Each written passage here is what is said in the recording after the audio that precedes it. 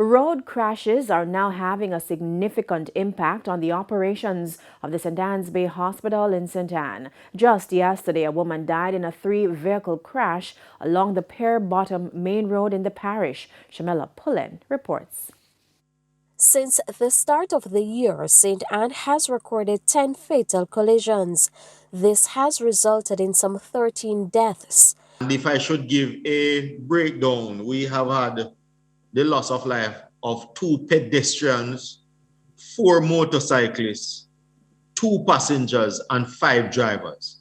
In fact, for St. Anne has prosecuted over 6,000 road traffic breaches since the start of 2022.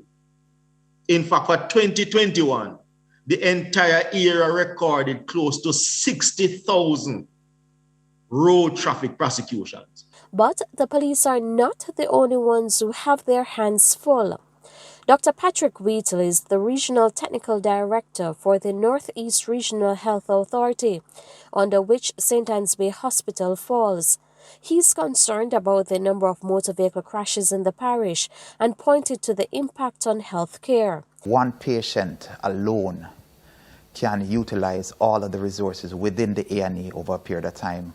And you can imagine if the numbers increases, plus those persons who are already waiting within the A&Es, plus the fact that we also are still in, although it's a tail end somewhat, but we're still in a COVID situation.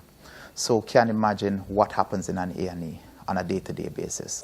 In the meanwhile, the police continues to stress that all efforts are being made to reduce the number of road crashes in the parish. It is not all about the prosecution, It is about being there to ensure that greater order and behavior is maintained along the respective corridor.